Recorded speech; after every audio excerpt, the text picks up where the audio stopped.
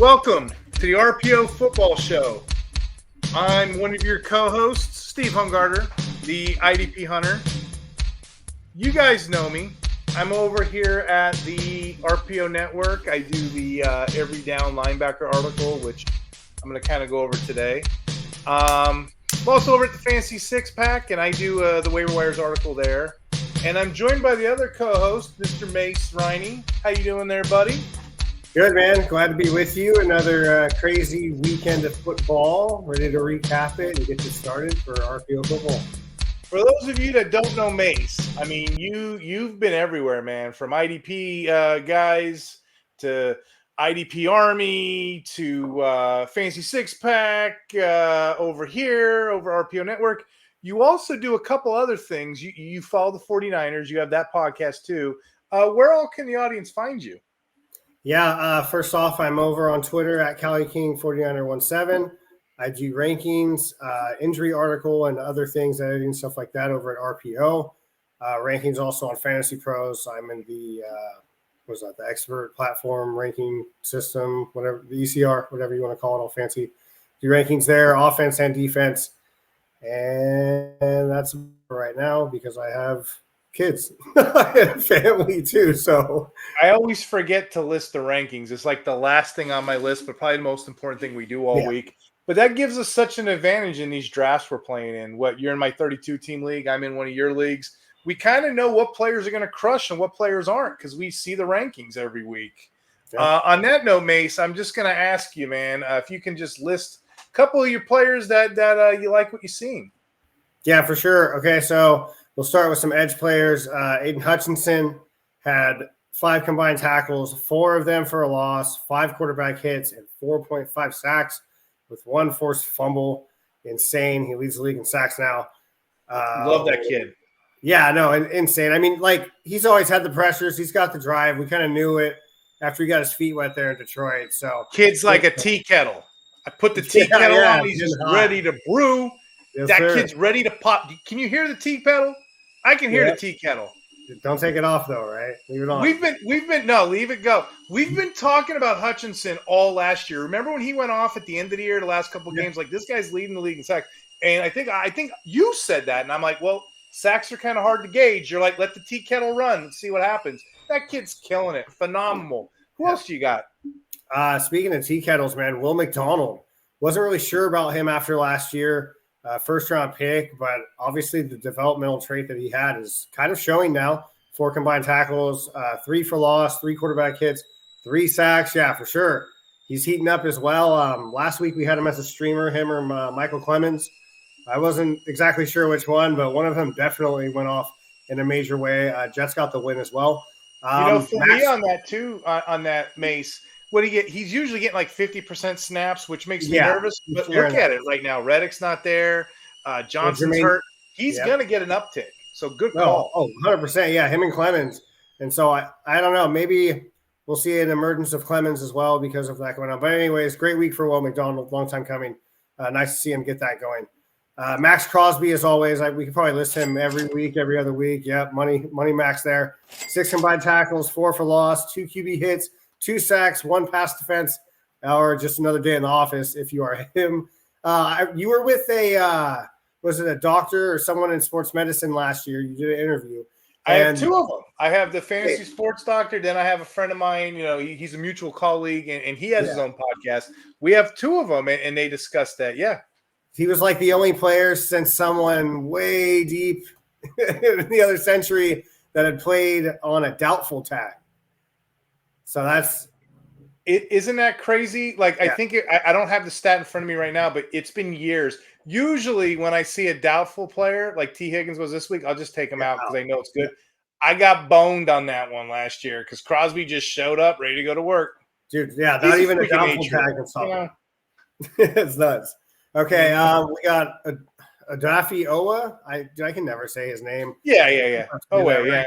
Owa for the Baltimore Ravens. He's edge. 5 combined tackles, 2 for loss, 3 QB hits, 1 forced fumble. Didn't get the sack there. Maybe he did, and I just didn't write it down. Okay. Humble brag. I've been talking him up over on the Fantasy Six Pack. And if you guys ever get a chance, check over the Fantasy Six Pack. I write the waiver wire article over there. But what you were saying about Owe, and I don't know if you know this, I've been on him this offseason. Dude, it's crazy. Every single player I had this offseason, I don't think I missed, But Yeah. Owe had this weird pass rush win rate of 18.2%. He ranked 10th amongst all edge rushers who had over 100% pass attempts. And fun fact for the audience, I'm going to put Mase on blast here. We're in his IDP, king of IDP, right? You see me make a friggin' trade up the last 2 rounds. You're like, that guy's not even going to get 4 sacks this year. And I'm like, well, dude, for a last round pick, I'm okay. What'd you say? Yeah, 6. I think it was like 6.5. Well, guess what? I'm doing pretty well. I'm halfway there. Yeah, so I'm going to go ahead and put my foot in my mouth here. He did have 2.5 sacks this week. So on the rise. Hey, you love to see it, man. That's why you do it, right? You got to stick your neck out there. Sometimes it's good. Sometimes you end up like a turkey on Thanksgiving. But I like being the guy who tells everybody the news. Remember the old days? The little kid in the 1800s with a little top hat on. He's like, extra, extra, read all about it. Remember it from the Little Rascals or something? That would be me, the Little Rascal kid. I'm like, hey, extra, extra. Oh, wait, he's out there. Come get him. Oh, for sure. Who else you got, brother? Moving on to the linebackers, Fred Warner from San Francisco, my boy, 9 combined tackles, 2 forced fumbles, interception, 2 pass defense, and a QB hit. You got a sack as well. You just wanted to talk 49ers, man. What's that? You just wanted to talk 49ers. Tell the truth. Dude, he's the highest rated player on PFF right now for all the people that like looking at colors and stuff out there. Minnesota linebacker Blake Cashman against my 49ers. I regretfully say. No, I'm just kidding. I actually have him in a lot of leagues. 13 combined, 1 tackle for loss, QB hit, 3 pass deflections, and a sack. That guy was flying around everywhere. His side-to-side movements were nuts, man. He was laying out, swatting down balls, tackling people. I think the first series that the Niners went 3 and out, he was on every single play that was going down there. So, and then over to your favorite players, the cornerbacks and safeties, defensive backs. I never heard of a cornerback I didn't like. You're accusing me, but no, for real though, I don't care about that. I will punt those jokers real quick. Humble brag on your linebackers though. If anybody wants to check this out, we got over at the RPO Network. We're doing great things over there, aren't we? We got 3 top 10, well, really 3 top 7 IDP rankers right now. I write the every down linebacker article. Mase, what article are you writing over there at the Fantasy RPO Network? The injury update. Injury update. We're covering most of this stuff. We're giving you a little taste tonight, audience, because obviously we're not going to do a 2.5-hour show. Well, me and Mase can. We're just not going to do it. We're giving you a little taste. This is stuff out of both of our articles, kind of like a little nuance. We're still running a promo over at RPO Network. Anybody wants full season access? Just use promo code Hunter. You'll get $10 off all season content. And Mase, I'm so sick of talking Ivan Pace, the Blake Cashmans. I'm so sick of those guys. But you're right. They're eating each other alive. It's a cannibal situation. And right now, who do we have? We have old dude ahead of everybody else on that. It is the Blake Cashman show. So I want to get off Troy Reader as quick as I can. Yeah.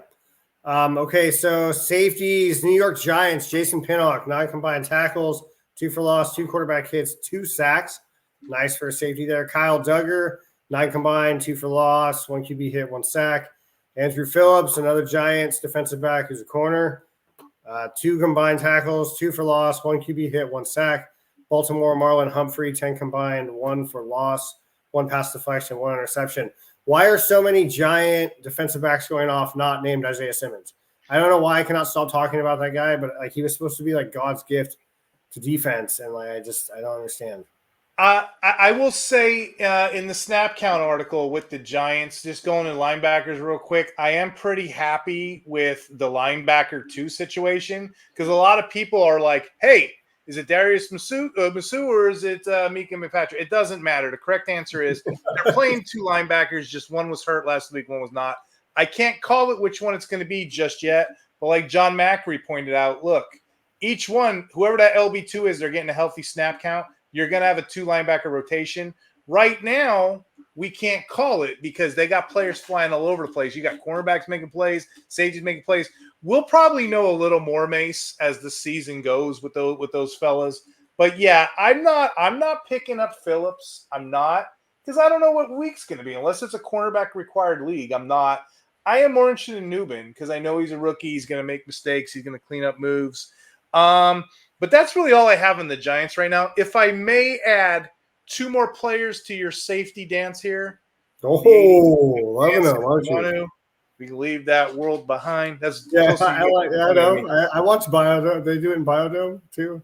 Hey, if you ever watch the show Scrubs, they do a great safety dance, by the way. Okay. But Jesse Bates, that was your guy last year. And I was like, well, hold the phone with Bates. He plays a lot of back free. He makes a lot of impact plays. Do you know he's got 141 defensive snaps already?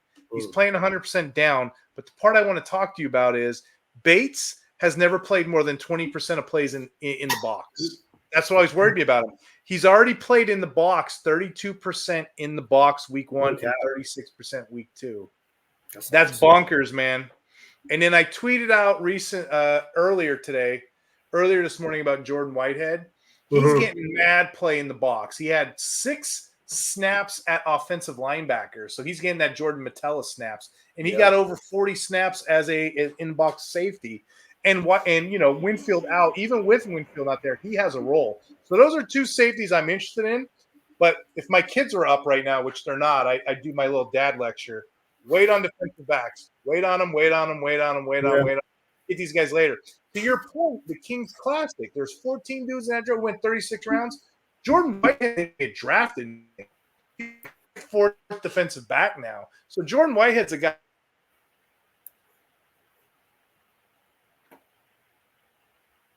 Yeah, I like Jordan Whitehead this week.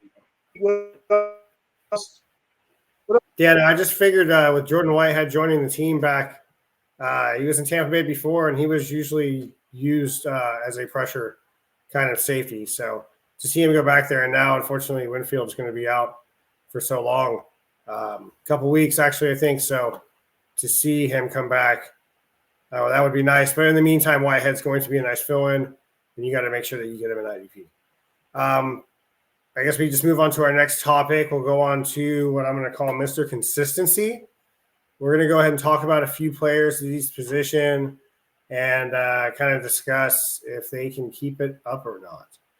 So we'll start off, I guess, with the defensive backs here.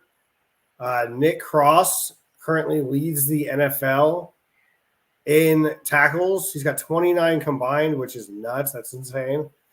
Alontae Taylor, he's been having a nice 2 games, 15 combined tackles, 5 of them for loss, 3 quarterback hits, 3 sacks, 1 pass deflection. And actually, I think that's all the cornerbacks or defensive backs I have on the list. We'll move on to linebacker. I got Devin Lloyd with 17 combined, 1 tackle for loss, 1 quarterback hit, 2 pass defense, and 1 forced fumble. Dorian Williams, 19 combined, 1 tackle for loss, 1 fumble recovery. And that's it as far as linebackers go. And then defensive linemen. Well, I guess linebacker as well. He's a tweener depending on what platform you're playing in. Minnesota, linebacker, defensive lineman, outside linebacker. Andrew Van Ginkel having a crazy first week. He had that touchdown off Daniel Jones. Tried to throw a screen to the outside, and he ended up grabbing it and going in to the end zone for a pick 6. So far in the season, though, only 8 combined tackles, but he is outside backer. So he's got 2 of them for loss, 3 quarterback hits, 2 sacks, 2 pass defense, and then the defensive touchdown / interception that I was just talking about as well. Also, Boye Mafe, who is, I think, the second in pressures this year. 9 combined on the season, 3 tackle for loss, 4 quarterback hit, and 2 sacks. Okay, so I'm just going to go down this list, Hunter, and then we'll you just let me know if you think these guys are going to be able to sustain their fantasy production so far. So we'll start off with Alontae Taylor, the cornerback for New Orleans. So what's interesting about that is I don't think he's going to get big splash plays like consistently, but the coach is using him in an aggressive mode. They're like one of the only teams that play a cover 5, which for people that don't know what cover 5 is, it's essentially a cover 2 man defense. Those corners are going to pinch. That's a position that's highly coveted. So yeah, I do want to share him. Yeah, for sure. They are using him nicely. After that first week, I think we were kind of like, all right, let's chill out. Let's see what happens. That tea kettle definitely getting hot on him. They like to use the little sounds I bring. Dude, they add a little zest to it, right? A little lemon zest on the blueberry. Gotta add a little bit of, let's see, I got a cash register, I got a kid yelling taxi, tea kettle. Right. So I got a couple tricks up my sleeve. I'm just listening to you talk here. You got the old bat belt of sounds, dude. Okay, so real quick, I just want to hit on 2 or 3 guys. I kind of listed off some guys. You shouted Keon White. I was kind of like, all right, let's see what he's doing. I wasn't too sure on the pressures, but he delivered on every pressure last week. Week 2, he comes in, 11 combined, 3 tackle for loss, 4 sacks on the season. Like, what is up with this guy? Do you have a crystal ball? Well, again, we do this rookie, and you're in my messenger. We do this rookie chat all off year season, and I was looking at him as a prospect coming out of college, so I kind of seen it coming. And then just week 1 alone, they played him 80% of the time. We're putting him on Max Crosby level now, so I'm gonna keep playing that kid till he wears out. But yeah, high production. Eventually, they're gonna have to simmer back a little bit because playing 80% or more snaps, I get a little nervous about that. That's a volcano waiting to erupt. But right now, smoke him if you got him. Yeah, for sure, 100%. I haven't heard that phrase in a while, and I love it, dude. All right, so Nick Cross, man, 29 combined tackles, leads the NFL. Are you buying that? Is this going to keep happening, or? I'm not. I don't like Nick Cross. I haven't. I don't care about him. I know he's bad tackler, but for right now, they're targeting him. He's getting play. This is another one of those reasons, this is why you punt the position. It's so corny, man. Yep. It's like the old 60s Batman show.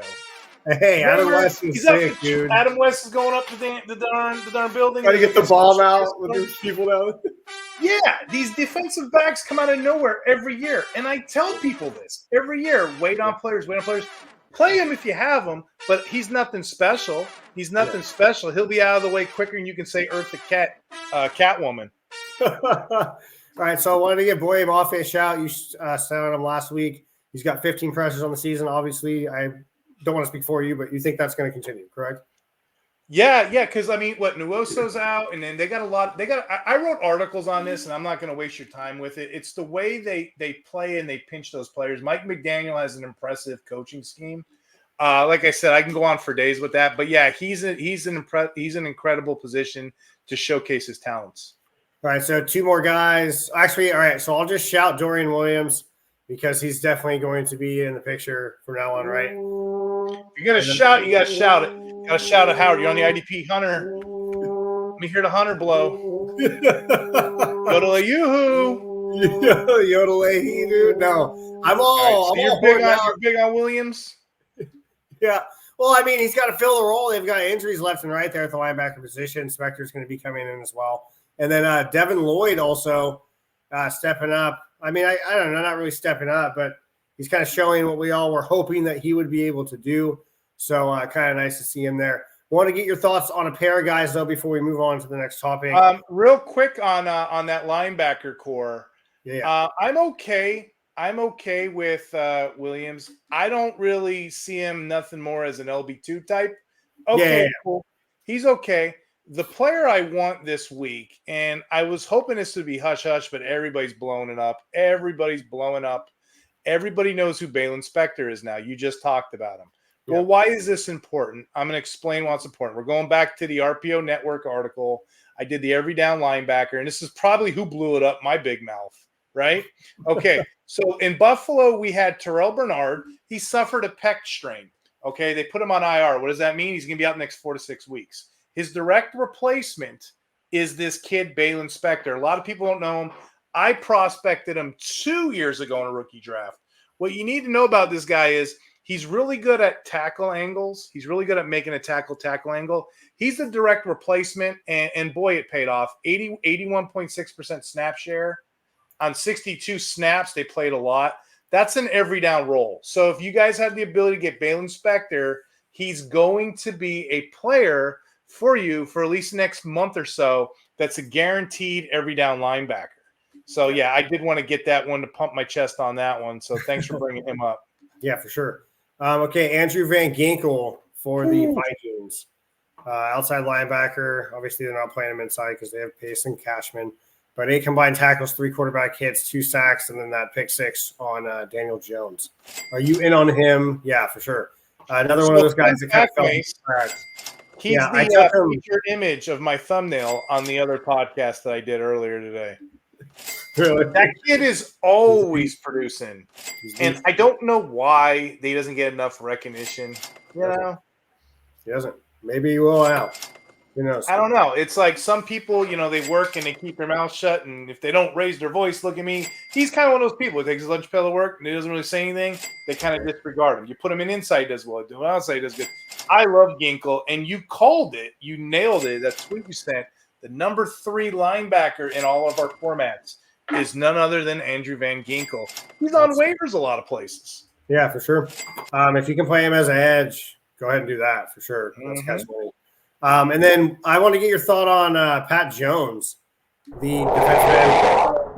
He's a beast. Exactly. He's a beast. What do you want to know? 9 combined, forced fumble, 4 quarterback hits.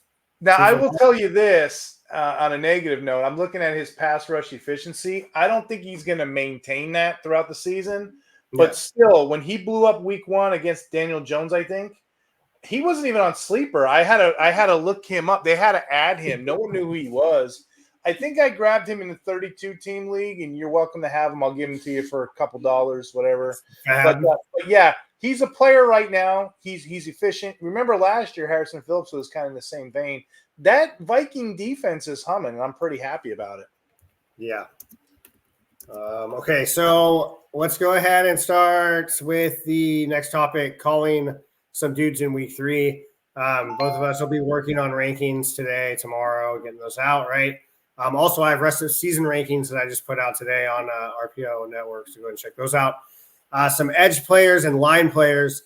Adam Butler, just because he's versus Carolina, I think the Panthers are going to be passing a lot just to see what they have in Andy Dalton. They just sat Bryce Young, which has just been a train wreck. And we can go on for, I don't know, hours, minutes about how Bryce Young was mismanaged and now he's not really set up, and they got rid of coaches and brought new people in. I don't even know what to think of that, man. It's like an 80s rom-com or something. I don't know. Like Beverly Hills Cop, you want to do that again, Mase? You did that all last week. Carolina Panthers, you are under arrest. You want to do that? Judge Ryan, hey, Eddie Murphy. For frauding as an NFL specialist. He ends up doing it. Hilarious thing. I don't know what Bryce Young is. He was the number 1 pick. Then he wasn't all of a sudden. Remember how close that was 2 years ago? Yeah. I don't get it. And if it ain't Beverly Hills Cop, it's another 48 hours. You can look that movie up too. It's another one. They're doing all the slapstick humor, whatever. But yeah, I don't know. I don't know what's going on there. Sorry, go ahead. No, you're cool. We talked about it a little bit earlier, so I don't want to beat on the drum too much. But edge out of New York Jets, Will McDonald. He's up against Dwon and Veridian Lowe, and they are struggling offensive tackles. So I'm not sure if they're going to have them line up on the left or right, or if they're going to have a combination of guys. But I think that they're going to be putting them on the field a lot more after his week last week. Jonathan Cooper is up against offensive tackle Justin School, kind of a journeyman. School he was on the Niners for a little bit too, filling in a rotational. I forgot about that. He was. Yeah. So, look out for him. A'Shawn Johnson out of Carolina. We shot him last week. Played a little defensive tackle too. So if he is defensive tackle eligible in your league, maybe slide him in there and see if you can get some crazy. We got to get Big Steve back on the podcast because he was hyping up A'Shawn Robinson. Wasn't he a top 10 defensive lineman? I'm shooting from the hip here. So I think week 1. He was up there. Yeah, he was definitely up there. Mm-hmm. Okay, let me get back to my notes here. Everything is slowing down. Okay, Adam Butler, just because they're versus Carolina, I already said that. Moving over to the linebackers, Raekwon McMillan, he's in for the injured Juwan Bentley. I think that Juwan Bentley is going to be put on IR, is on IR, one or the other. Pectoral, I believe. Correct me if I'm wrong. So Raekwon McMillan is the other guy outside of Tavai. So hold that on that note, because I like what you're saying. I think that he is right. The English lady thinks you're right. But 50% of snaps is McMillan. That's kind of what you're getting. I'm not going to jump to conclusions. Remember Office Space when he jumps to conclusions? I don't have that, Matt. But there's a trend this week if you look at teams, particularly the Patriots and the Jets. They're playing Thursday night football, so a lot of these injuries are going to be your benefit if you're working waiver wire. Yeah, Tavai only had 4 tackles that game, but he had 98% snap count. Yeah. So go ahead and jump on that. People might think he's not, maybe he had a low week. Go ahead and take advantage of that. McMillan in deeper leagues, and then with the Jets, I don't know if you have him on your sheet, but what's his name? Julian Sherwood. Oh my God, he's taken right over for CJ Mosley. So there you go. You're welcome, people. And then he already mentioned Will McDonald. But yeah, if you're looking for cheap players, if you're suspect this week, those are the players I'm targeting from both teams: Balen Spector, Jamie Sherwood, and Tavai. Sherwood you can get a little later, but he logged 81.1% of the snaps last week. He logged them all when Mosley went out. So again, those are some buys for me. Yeah, he's their third linebacker, but he already has 86 snaps and over 10 combined tackles. So only 3 missed tackles, but he's kind of on the field in those heavier linebacker package sets. So assuming he probably already knows the role.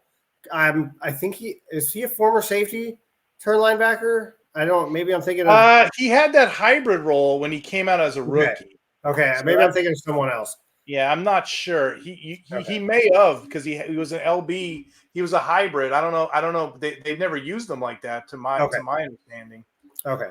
Moving on, Zach Bond, for obvious reasons, dude's just a tackle machine, and then he also gets bonus for being used on pressures. Shut down screen guy. He's really good flying with the ball. Playing, I think, a lot better than still consistent with it. You know, when he was with the Saints, they had him inside. Now he's outside. Isn't it a world of difference? Yeah, that's for sure. The polar opposite is true with Alex Anzalone. People used to say he's a bad player. Play inside, you move him outside. Look, he put up Pro Bowl numbers, Yeah, it's all about fitting and getting the player to buy into the system, I suppose. Andrew Van Ginkel, we kind of talked about him. Had a monster start to the season, 37 total points. Damian. How do you say his name? Dalian Henley? Yeah, Henley. Yeah. Henley, okay. Steelers are run first. I don't really know what to expect with Fields. I think that Freiermuth is the most targeted guy, or at least I think he was last week. Pickens does have that big playability, but I like Henley this week. Quentin Lake, strong safety now for the Rams, because the Rams have a million injuries right now, unfortunately. Beanie Bishop, kind of a shout. So hold on, Mase. On that note, with everyone was jumping on the curl train, remember? Mm-hmm. If you look at your numbers, and if I may, Joe Bond has this thing he just came out with. We've seen it before, IDP points against. Mm-hmm. Over at the six-pack, he took the IDP points against by position, and he did it based on the 3 major scoring. So you can look at your matchups each week like you're doing right now. Let's look at LB. Let's look at DB. Let's look at them, right? But we can do them by big play scoring. We can do them by Fantasy Pro scoring. We can do them by tackle premium. Leave it to an offensive guy to figure this out for us. You know, it's a really neat tool, and I'm looking at the matchups like you. Mm-hmm. In regards to the Rams, if I can just say 2 real quick, just ahead here. Lake. Everyone thought it was Curl. If you look at the snaps, Lake is outpacing Curl right now. Curl's getting all the free play. Lake is getting all the good stuff when we went in the middle. He's getting all the slot stuff. So really keep an eye on that. Really look at your matchups.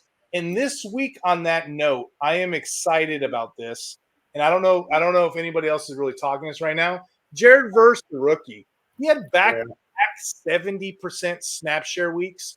He had a 20-something% pressure rate. That's going to go down a little bit, but still, 70%, 20% pressure rate, yes, please. He's putting up crazy stats right now as a rookie. He gets a chance. Now, I'm going to probably get shot for saying this. He's 49ers, right? You look at the chart Mr. Joe Bond set up, it's allowing the 5th most points to DE so far this season. So if that's a play I want, I'm not a betting guy, I would probably partake in that. Yeah, no, for sure. It's a good call. I want to give Beanie Bishop a shout just because he plays in the slot for Pittsburgh. And if the Chargers do decide to try to pass quick out of the slot, he's going to be the guy guarding McConkley. He's been targeted 8 times this year for 7 receptions, allowed 71 yards and a touchdown. He does only have 4 tackles, I think, on the year. So kind of be wary, cornerback leagues only, but he could be a nice fill-in if you're having issues. Nick Cross wanted to shout him just because he is the tackle leader. Not sure about Blackman's status. So if Blackman's out, then I'm going to say that Nick Cross is a must start, at least for me. And then Jaquan McMillan, he's going up against possibly Godwin in the slot. So cornerback only leagues, go ahead and look out for that. You got any call dudes?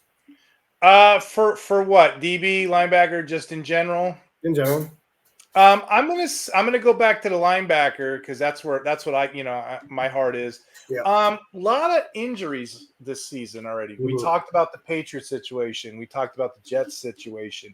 We talked about the Bills. We talked about the Bills. The Seahawks got a situation right now. Yeah. Seahawks are set up for two linebacker play, Dotson and Baker. Baker's suspect. He always was for me. We've talked that before. Yeah. He's hurt as well. Tyrese Knight came in with that 70% sweet snap share. So keep an eye out for him. I'm highly interested in him in a lot of places.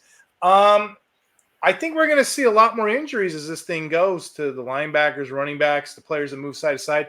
I mean, they trimmed down the preseason, and, they're limited in OTA and practice what they can do. So what more do you expect? What more do you want? So that's kind of where my thoughts are with this.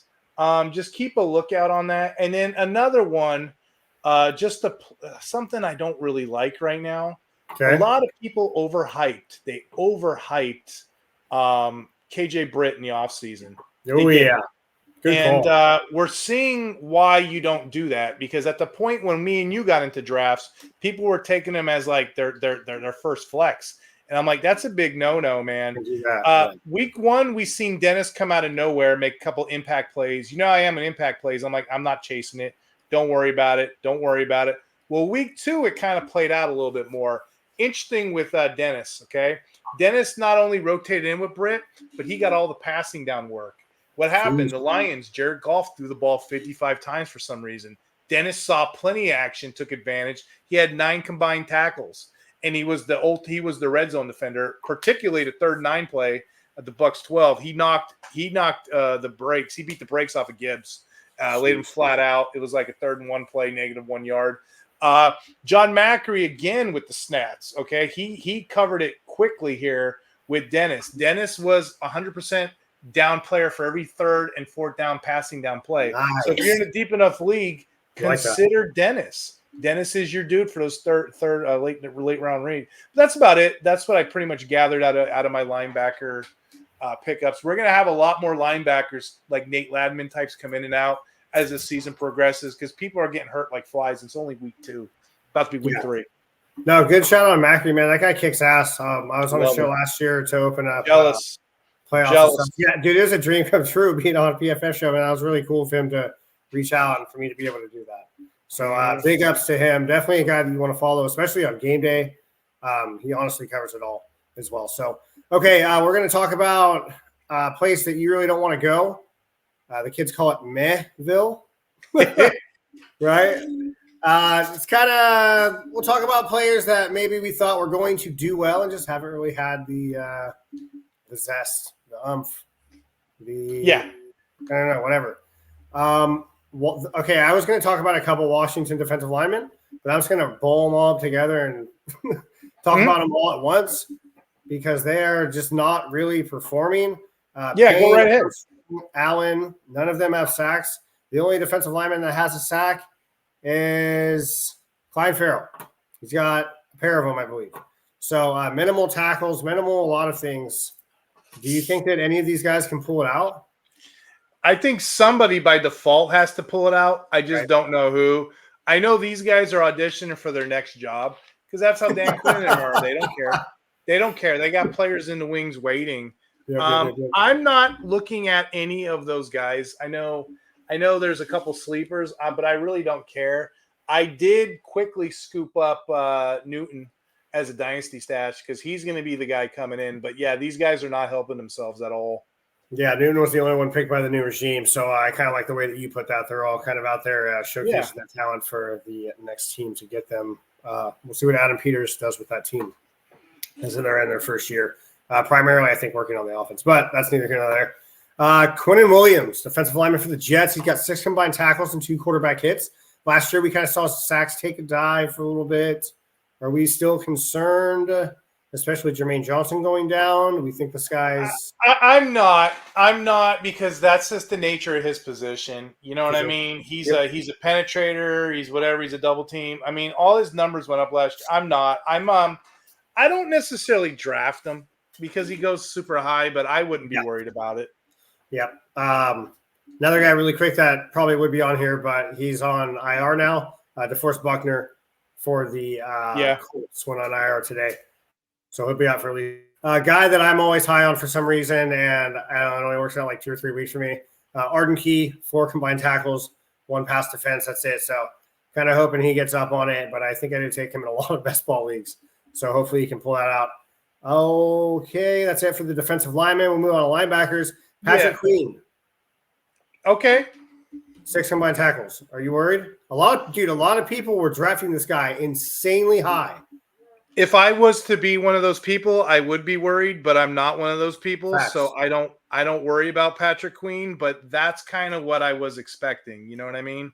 Well, I mean, the Steelers haven't had a producing linebacker that was decent for IDP, not named TJ Watt since before 2017. Yeah. So, yeah, it depends, man. Like, I've always envisioned, I mean, Queen profiles is a great LB2 with LB1 stats, but if you make him the LB1, it doesn't usually work that well. And we knew this before the Steelers even took him on. So, so I guess my answer is no, I'm not worried. It depends on where you took him at. Yeah, for sure. If you took him really high, I'd be sweating. But there's people that took him in the first round. I'm like, that's a mistake. That's bold. You're taking him at his absolute ceiling better than he was when he was even on the Ravens, right? Yep. So, okay. Junior Colson. Big time. Yep. Go ahead. I'm not sure if he's getting the time. I haven't really looked at his snaps. So, but they've got a gang of guys there, right? So here's the thing. Week 1 was pretty telling what they're going to do with these guys. They gave Colston all the one linebacker pass downs. He had those plays, right? And then later on, I thought it was going to be Perryman, the older guy, the veteran, the captain. They straight said no to that. And it's been Henley, but I don't want any of those guys. They're actually on my list. I have 4 linebacker rooms I wanted to kind of talk. Perryman and Colson are missing a whole bunch of time. So I guess Henley benefits. So if you had to have one, Henley would be your guy with 89.6% of the snaps. Yeah. So we talked about Patrick Queen, the guy that took his job, or I guess kind of replaced him in the old movement of him going over to the Steelers. Trenton Simpson, Baltimore linebacker. How about that? This is kind of like snob stats, I guess, because I am comparing him to the guy that was previously there. So I guess I kind of expected more pressures, more of a missile, a sense of urgency, big stats. So if you look at that, though, he got 100% snaps. Yay. Yeah. Everybody talks about Quinn and Smith, but historically, if you look at the Ravens before that, when Queen was younger, starting out, they didn't play that second linebacker 100% until he got comfortable. So just give him a little time. But, expect more 3 safety sets, what have you. Yeah. I'm more worried about Hamilton because I can't figure out what's going on there. But I'm not worried about Simpson. Simpson's going to be a guy. He's going to be in training. Yeah. Damone Clark kind of had rumblings of being the guy. Not really sure what's going on there. Obviously, I don't want anything to do with that Cowboys linebacker room unless you have Kendricks. Yeah. And, we called that this offseason. But, to what Mase is alluding to, Overshown was the guy week 2 as the LB2, and now all of a sudden it's Clark again. It's going to be wiffle ball all season. No thank you on any of that. Yeah, I'd rather just get them all at the very end of the draft in the best ball. There's 2 others. Every week. There's 2 others I don't want to have nothing to do with. Yeah. Be careful with numbers, guys, because numbers will fool you. The Lions had Derek Barnes this week log 93.8% of snaps. That's awesome, right? Awesome. Okay. He plays the tech 7, which is the edge spot, which most of our premium tackle league, tackle savvy, it's not a lucrative tackle position. So just be careful what you think you have in Derek Barnes. Because a lot of people are like, oh, I seen online today. Oh, he's a 90% player. Be careful with that. He's not in a key spot. Now, who's in a key spot? Jack Campbell. Jack Campbell got some points, even though he's not getting a lot of grind right now. So, it's those premium spots. One to throw in the Chiefs. The Chiefs are kind of interesting. Nick Bolton's getting that high volume. not necessarily good production. Chanel, your boy Chanel, not necessarily the volume, but good production. So it's kind of a yin and yang situation there. And the last one I wanted to talk to you about is the Rams themselves. Troy Reader, again, back to this. Eat your MRE, smoke them if you got them. Use them now. You're rolling your eyes like my daughter does. Troy Reader is not an interesting pick at all. His numbers stink. Eventually, this coaching staff is going to get sick of him. But right now, 98.4% snaps, but his run grade is 68.8 is not good. His coverage is slightly better, 71.1. It's still not good. They're going to cut him eventually, or bench him rather, and they're going to put in Spates. So that's your guy to own. But those linebacker cores, like you said, I don't want to have nothing to do with those guys. I don't like them. Yeah, so I don't like him at all, like the English guy says. I want to talk about Barnes for a second. You kind of brought him up. Last year, he was kind of taking snaps from Campbell, and he kind of plays like that Van Ginkel role where he could play inside. Last year, he was playing inside. Yeah. He was playing inside, so Anzalone can play that outside. That's when we've seen Anzalone pop. Yeah. But this year, they got it different. He's playing that edge. So that's why I wanted to allude that point. Just be careful when we look at numbers because you got to look at the whole thing. I'm not saying he won't be bad, but it's spotty. I want the guys. No, 100%. I agree with that. They got him playing in the slot too. I think like over 100 snaps, and they got him in the slot 22 of those snaps. So he's playing edge. He's playing outside. He's playing slot. I think they're trying to use him as that like X factor. So, like you said, it's going to be spotty, but when he hits, I feel like it's going to be huge. Yeah. Man. Yeah, big league, something like that. Yeah, you can get him super late. I'm just saying, just be careful if you're playing these like casual leagues and people are like, look at this guy getting 100%. You got to context matters. You got to see. You want the David Long kind of Brooks types, like the Miami Dolphins that are true linebackers. Now, if you can start him as an edge, then go ahead and take that. I feel like it's like an edge 3, or if you're looking for a big upside play or something like that, right? I'm okay with that because he is getting the snap share. Just don't expect a gang of tackles from a middle linebacker or something, right? That's kind of what we're saying here. Okay. Cater Kohu, 6 combined tackles, 1 for fumble recovery. Kenny Moore moved outside. Kenny Moore second for the, Indianapolis Colts. So he only has 9 combined tackles and 1 pass defense. Jordan Poyer, he's got 10 tackles in 2 games. I kind of thought he would be more involved, but I don't really know what they're doing in Miami right now. Jair Brown, one of my favorite 49ers. He's only got 8 combined tackles. He's kind of rotating high and low. I think he's still kind of getting his feet wet and feeling comfortable. And then Jeremy Chin letting us down again with 4 combined tackles and a fumble recovery. So you know what though, just to be a little positive, because I usually I'm not with these guys. We know what he is now. We know exactly what he is. He's going to be a high snap usage guy. Sometimes he's going to splash. Sometimes he's not. But that's your baseline. Yeah. So if you're stuck, you plug him in, whatever. But we're gonna expect that all year. It's just not. It's not a lucrative. It's not an ideal position. I've been taking him out of lineups for guys like Amani Hooker. I've been finding guys late on waiver wires. Antonio Johnson's a great story for those that aren't following our articles. You talked about Lake. I'll take some Taylor snaps. There's a bunch of guys. There's a bunch of safeties that are just going to keep rotating in. The names are endless. So it's another reason why I don't talk much, because most teams play that 4-2-5. So that means there's 5 safeties, 5 times 32. Don't make me do the math. But there's players out there. So many of them constantly playing. Back. Yeah. I can't say it loud enough. John Johnson has had some weeks. So, we're going to have guys throughout. I had Kyle Hamilton fall in a draft that I think we did together. He was in like the 4th or 5th round, and I fell for the bait. And I jumped on it, and right now I'm like, why did I take that defensive back early? Like, even at that high, I'm like, he's not really producing for me, whatever. That's neither here nor there. All right, next topic, verified vibes or wacky whispers, dude. All right, I'm going to throw some stats at you, some weird stuff, all right? You're going to get in the mystery machine, bring out your magnifying glass, Sherlock Holmes, and we're going to figure this out, okay? Is this a circus, man? It could be. Let's all get in the clown car. All right. This is gonna be a poop show. I already know. Let me hear it. All right, I'll run through them as quick as possible just to knock them out. Nick Cross leads the league in NFL tackles with 29. Quentin Lake is 6th with 21, and Henry To'oTo'o is 8th with 20. Yeah. I'm about to get you. Yeah. Yeah.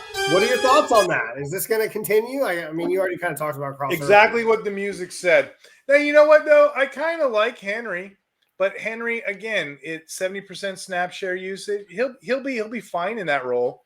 Yeah. But yeah, I think people are overly excited about Henry, and he plays well. But he is who he is. If Herm Edwards was here on the podcast, he'd say they are who we thought they were. Not Herm Edwards, the other Dennis Green. Yeah. No, it's just crazy because you think you know everything before the season. Everyone's got big names, and those are the people that you want. And then we got players like Nick Cross, Quentin Lake, and Tuo. And, so, okay, Aidan Hutchinson leads the NFL in sacks after a 4.5 sack performance. Patrick Jones, who we talked about a little bit earlier for the Vikings, is second. And he's tied with Keon White, your boy, for New England, with 4 sacks. Are you surprised by any of these names? No, none of them. I didn't think that Keon White would be an instant superstar, as much as he is. Yeah, but I mean, the door was wide open when they got rid of Juden. So no, those are all, dude. It's so creepy. But again, we stayed here all last year. Every single one of our players has hit. We don't bet. We need to go over on the Jimmer's his name over at RPO. They're amazing with their bets. We need to get on that program. Start betting on these guys a little more. 100%. I agree with that. Okay, rookie Jared Verse is tied for tackle for loss in second place in the NFL. Man, I could not spit that out. Do you think that Jared Verse is a buy in dynasty? Jared Verse was, if you go all the way back, when people were talking about Dallas Turner, Jared Verse was my number 1 defensive lineman in this draft. Mm-hmm. You go back 3 years ago into college, he would have been the top prospect. He decided to go back to school. So he got punished for getting a good education. You know what I mean? But the future of America, my friend. But anyway, no, Verse is special to me. I like Verse. I always have. You see, I was taking him 1 over when everybody was talking about Edge Cooper.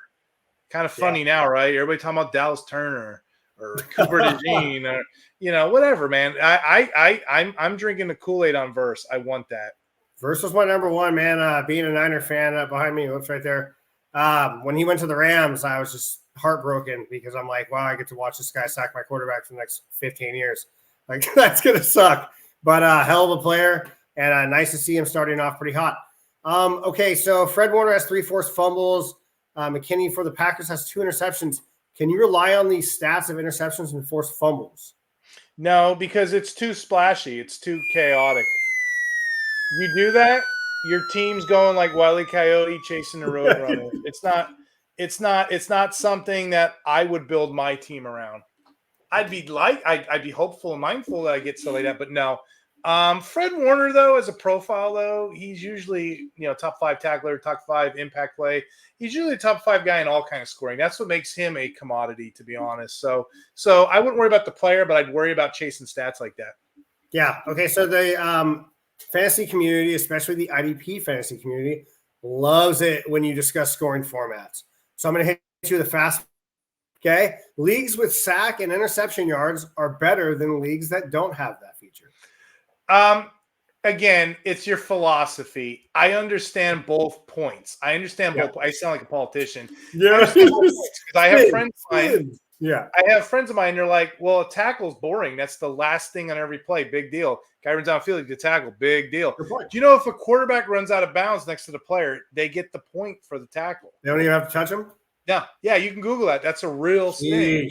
So, a tackle is kind of blah.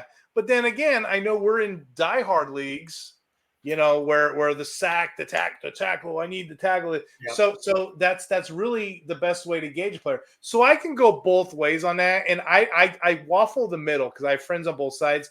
You want to watch Twitter melt right now? You throw this out here or politic question or do a math formula with little parentheses in it, and people will just come out in masses and just with their venom and their pitchforks and just watch the world burn. Piranhas to the chum, man. All right. Arizona defensive lineman / linebacker Dennis Gardick. Is he a best ball hero? Dude's got 6 combined tackles, 3 sacks, 1 forced fumble in week 2. Yeah, he's the Barbarian's nickname. Yeah, I don't know what it is with these guys with the long hair, the luscious long hair. No AJ Hopkins going. Yeah, that's the only place I'm really playing him. I got him in a couple spots hot. But yeah, those are fun to me. You're talking about the sack and impact leagues. Yeah. I can't gauge it, but those are the funnest ways to play best ball because when they go off, it's fun. So I really enjoy leagues that do best balls based on big three scoring. Yeah, for sure. Especially if you have a guy like Aidan Hunter this weekend. You're saying like 64, 80 points on your chef's kiss. You love to wake up to that Monday morning, right? Okay, so speaking of kind of different leagues, we'll talk about leagues that have corners in them. Are corners who match up against premier wide receivers good for fantasy? So let's say you get a guy that goes up against like a Deebo Samuel who's getting 10 targets. Would you rather play him even though he might not normally be a tackler opposed to, I don't know, someone else who just got a pick six but rarely gets picks? Really, the answer is your quarterback. I mean, it depends because, like, there are players like Stafford who don't sack or really don't throw picks. They throw the other way. Yeah. It goes back all the way. Remember when Darrelle Revis was playing Chad Ochocinco? He'd shut him down. They'd go the opposite way altogether. So no stats. But then there's other quarterbacks like Steve Young. He would target Jerry Rice against Deion Sanders, what have you. That'd be the matchup to have. So really, I guess who got the ball, the quarterback's eyes, you just got to know your situation. Honestly, I don't chase cornerbacks because I don't want to know the situation. I don't. I want to go towards something. I want to go towards something that I know. You know, I can tell you like going to the circus. You like your ticket. You want to see what clown stuff comes out. The ringmaster, maybe. I want to go to the library where I know there's books. I want the guarantee. Old boring Steve's going to the library. Yeah. Mase is a good time. He wants to go to the circus and see what next ride is available. Yeah, dude. The Sirianni linebacker circus. God, Devin White. It's fun to go to circus, but I just don't know. Okay. Speaking of circus acts, Azeez Al-Shaair tried to fight the entire team of the Chicago Bears on Sunday Night Football on the sidelines, and he punched Roschon Johnson and almost put him to sleep. Do you think that he should be fined for that? And also, what is your stance on guys punching face masks? I think it's stupid, and it doesn't show anything but your hand's going to get broken. And on that note, him waking up Roschon Johnson is very exciting. At least the man has a stat of some sort now. So, right. Hey, dude, I'm older. No. I didn't like that when the guy challenges the whole team. Like, I can go back, remember Lyle Izado and players like that, Bill Romanowski. Like, that's kind of funny, but I don't know what happened, what broke out. But yeah, the league's a little kinder, gentler. I think the whole face mask boxing is really silly. Yeah, that's definitely not. I don't know. I wouldn't see why you would just like tackle someone to the ground like Ace Ventura style, and he takes down the Eagles mascot and starts piecing him and like ripping his head off and stuff. All right. Anyways, so in reference to their pre-draft ADP, waiting and drafting Jermaine Pratt was a better option than drafting Logan Wilson. Honestly, I didn't see it coming with Pratt. I did not see that coming. Kudos to who has him. Kudos. With Wilson, I kind of did. Wilson, usually in my rankings, Mase, I kind of scoot him down just a little bit more because most people have him top 10, top whatever. He doesn't really pan out for what you got to buy him for. If you look at his numbers, he's a decent coverage guy. He's back. So he's like one of three guys in the past like 4 years to finish with 4 interceptions. I think he's done it almost every year. Right. He's a good coverage guy, but when you look at him as a linebacker, the rest of the group, where you have to draft him in IDPs because of his name, doesn't really pan out. So I always kind of bump him back a little bit. But I didn't really think to scale up Pratt because Pratt's been like 50.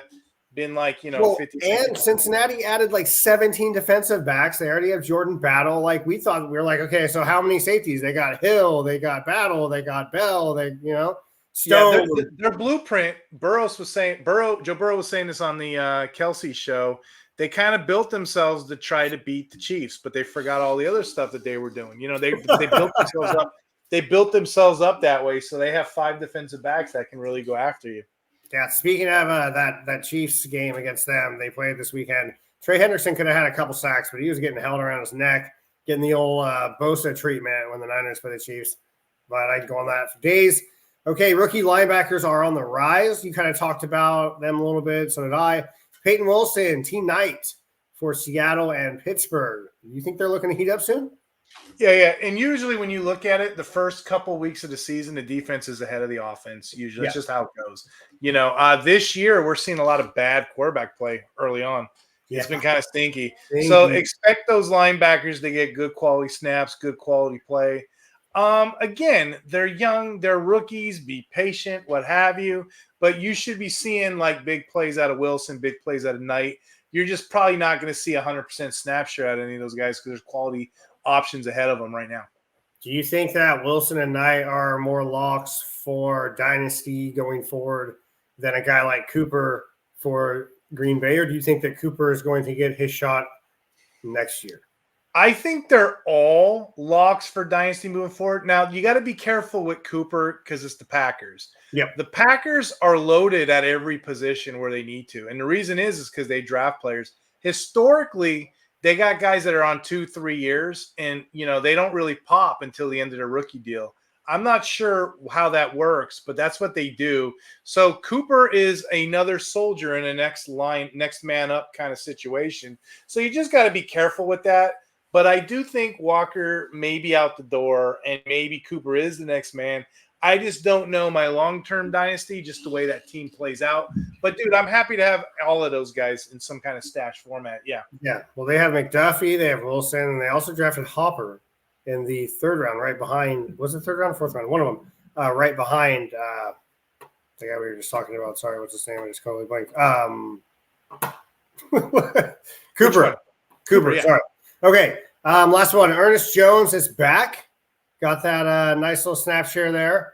Aside from Tennessee being like a murky linebacker room, what are some other linebacker rooms that you aren't touching?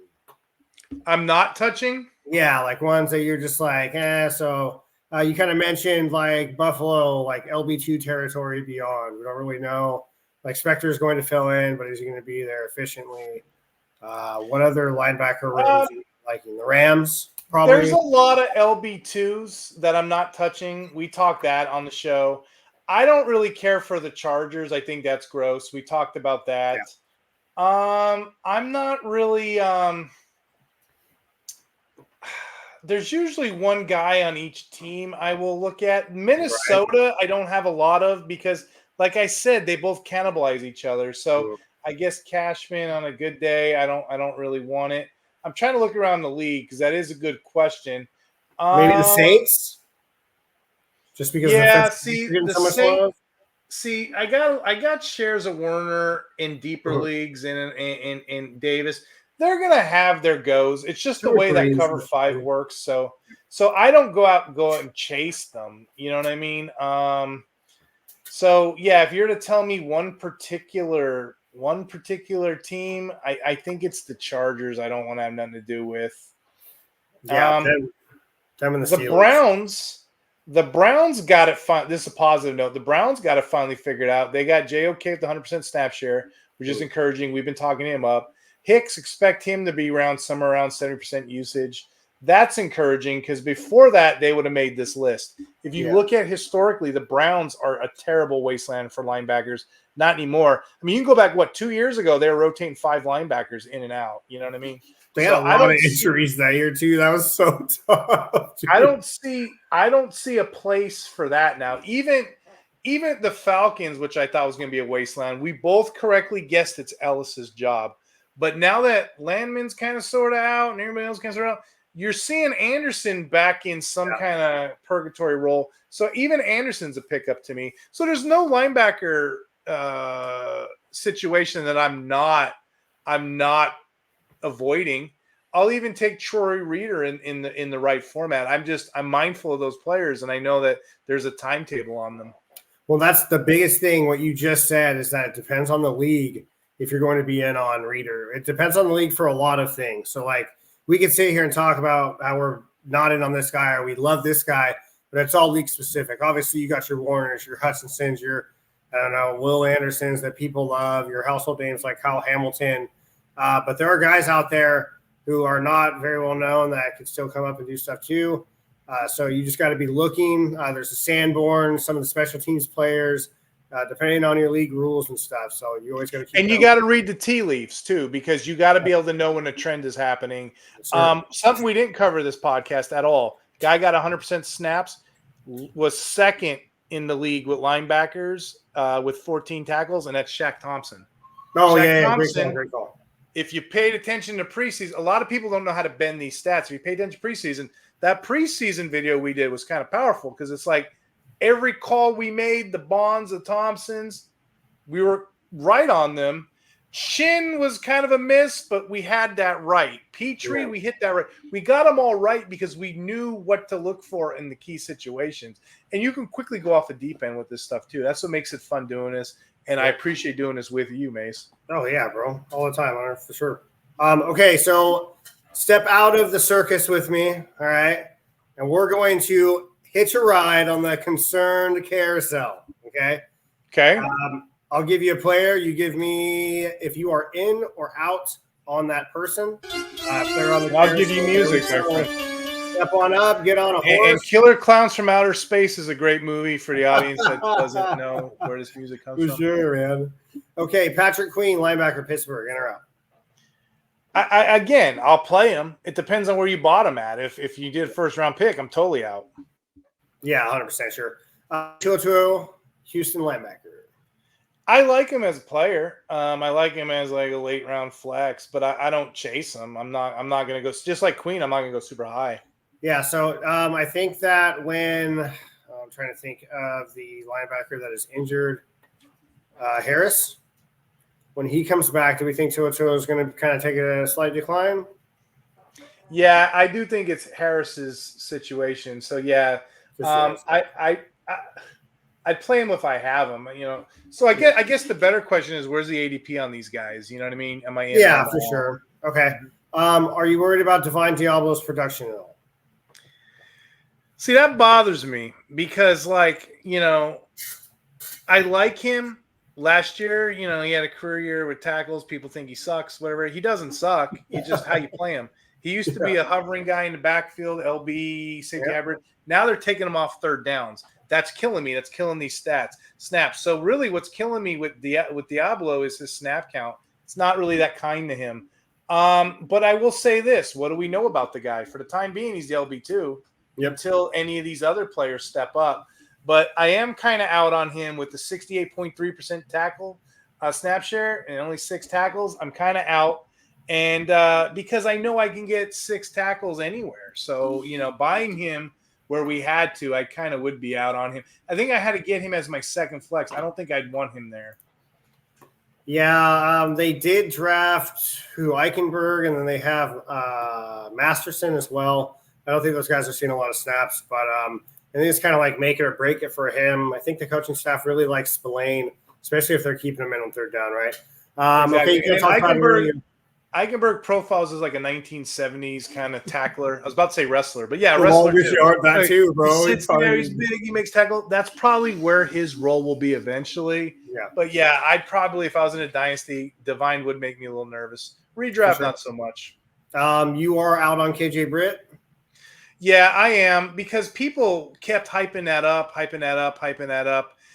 Historically, the Tampa Bay Bucks, the linebacker room, you'd have 2 100% guys. Right now, it's 1 100% guy, and those guys are kind of cannibalizing each other. Mm-hmm. But Dennis is in the situation for all the impact, passing down, what have you.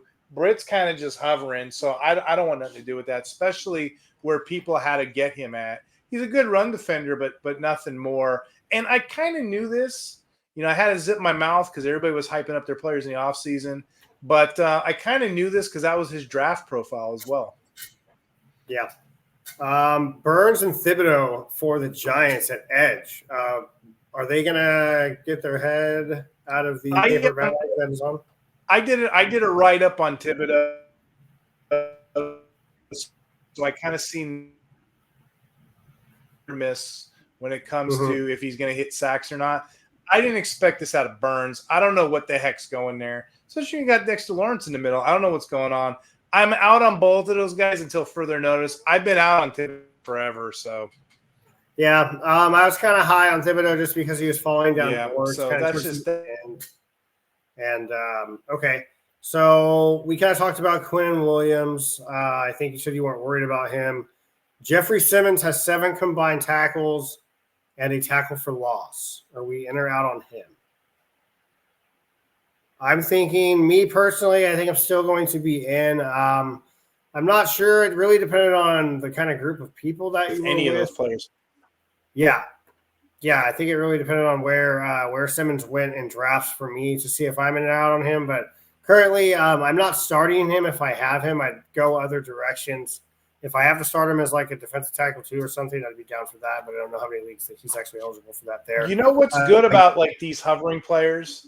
When you go to the IDP Center, and that's one of our sponsors here, the IDP Center, they have great – you've been on there. They have great Discord. They have great leagues, free money leagues. They have this trade calculator, and it gets updated daily. I guess I kind of relate to it like Q Trade Cut.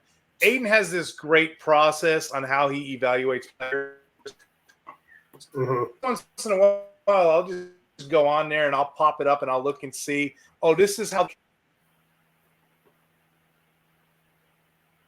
when people out there, they want a challenge, they want a new game, check out the IDP Center. And on that note, speaking of games, Mase, I know you didn't get to the Expo this year, but oh my goodness. Have you heard of these Smashup Sports guys? It's like Pokemon for fantasy football players. Oh, yeah. I got 2 cards. This one here. Your defense wins the game, you get 15 points. If your player selected, rushing and receiving, times 2 times, multiple times your player, this is crazy. I haven't played.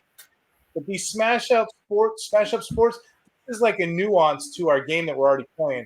They're sponsored in there too. So if you guys want a challenge, check out the IDP Center. Check out Smashup Sports. They're doing guillotine leagues. They're doing best ball leagues. They're doing all kinds of stuff in season. I'm not too much into survivor pools because we would have seen this week. I would have been out. There were so many upsets. Yeah, for sure. That's crazy. Okay, so we'll kind of go into the last topic we have here.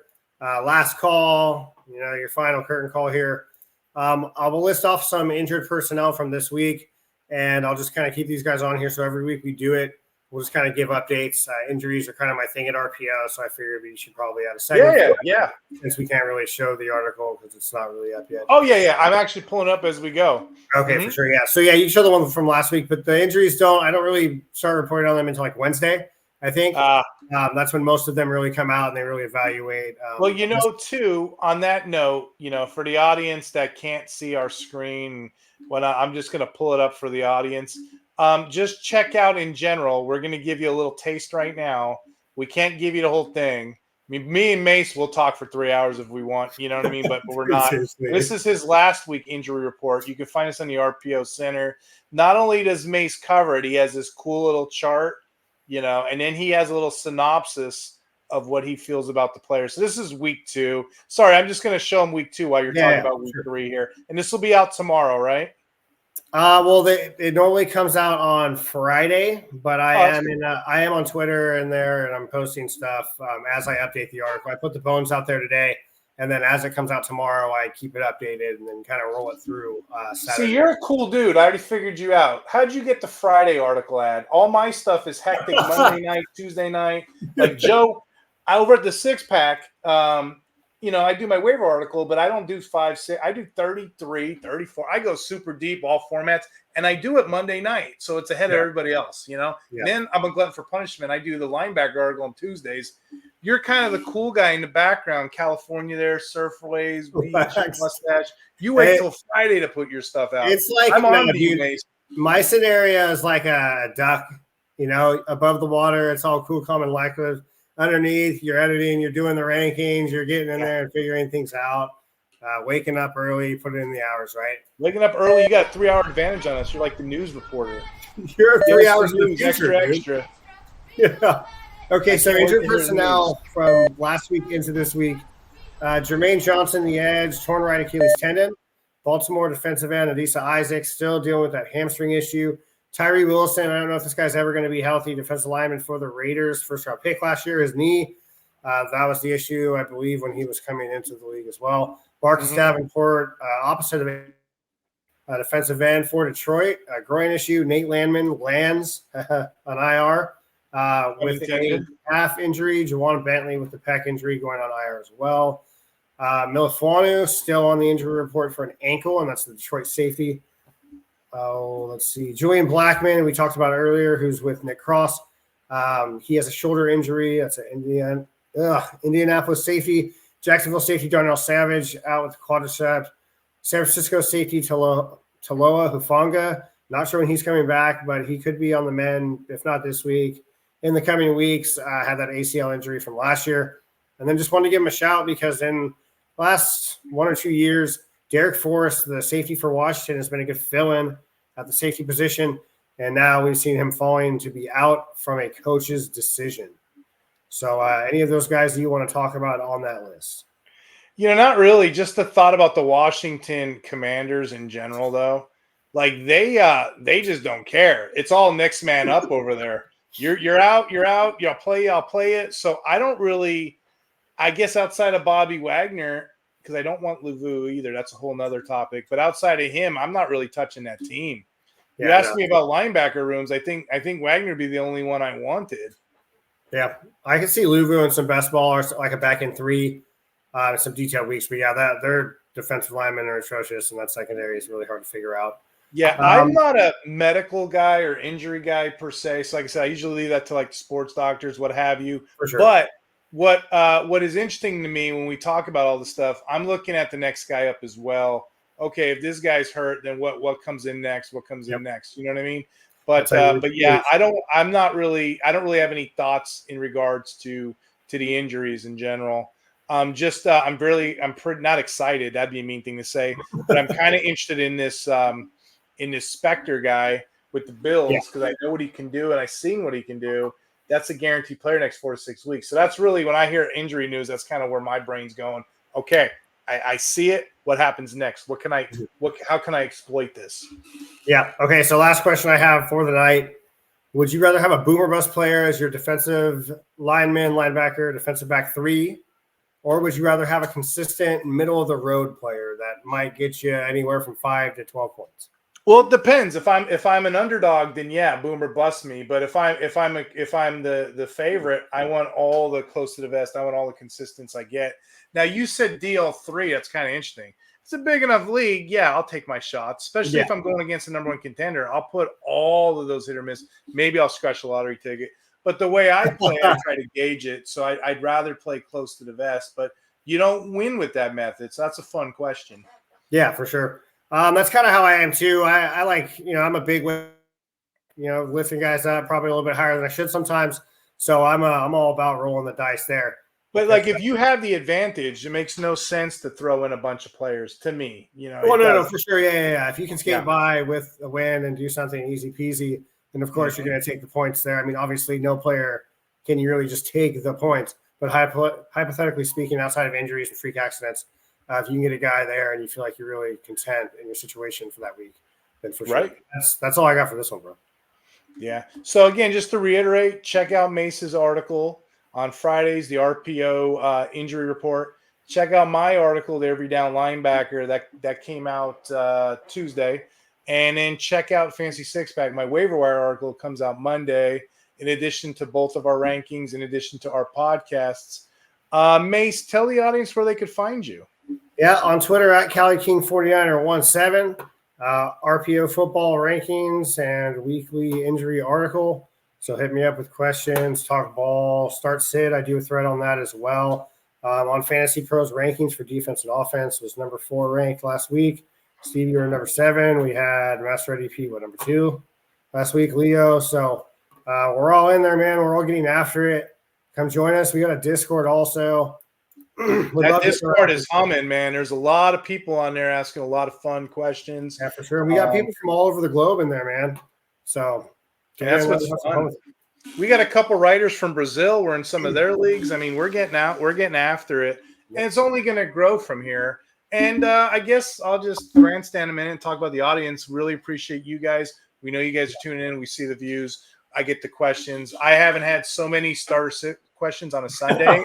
Sundays are stressful for me because I'm trying to do the rankings. And then I'm trying to get my own teams. And now I have dog training next 6 weeks. I'm probably really screwed. And then I'm trying to answer people's questions. And sometimes I don't get to them a couple days. But we love you guys. We appreciate you. I say this all the time to Mase. You keep watching, we'll keep making these. And that's a promise. That's all I can do. You stay classy, planet Earth. You stay classy, Predator. But all right, Mase, thanks for coming on. I guess you're good for next week too, right?